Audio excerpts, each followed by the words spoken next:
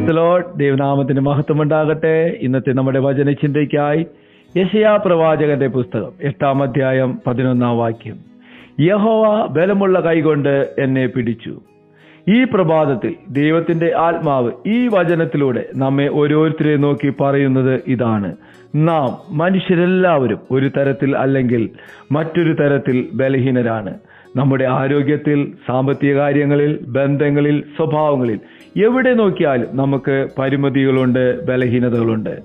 ലോകത്തിലെ സകലരും ബലഹീനരാണെങ്കിൽ പിന്നെ ബലമുള്ളത് ആർക്കാണ്? ദൈവവചനം കൃത്യമായി ഇതിന് നമുക്ക് മറുപടി നൽകുന്നു. യഹോവ ബലമില്ലാത്തവന് ബലം വർദ്ധിപ്പിക്കുന്നു.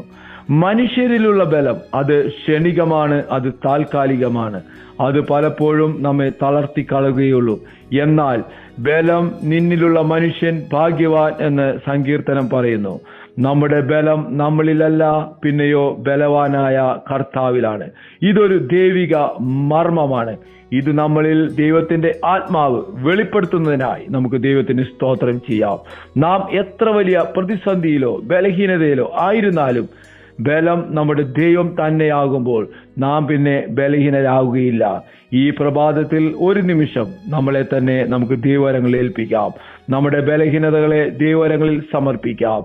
ബലം കുറയുന്നെന്ന് തോന്നുമ്പോൾ ബലമുള്ള ദൈവത്തിന്റെ കരങ്ങളിൽ നമ്മളെ തന്നെ ഭരമേൽപ്പിക്കാം.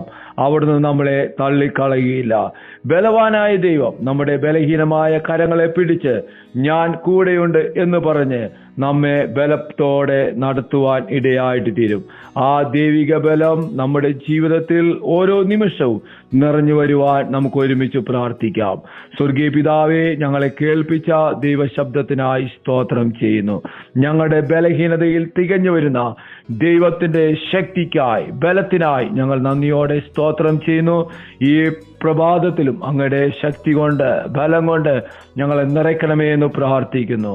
ഈ ദൈവശബ്ദം കേട്ട ഓരോ മക്കളെയും യേശുവിന്റെ നാമത്തിൽ അനുഗ്രഹിച്ച് പ്രാർത്ഥിക്കുന്നു.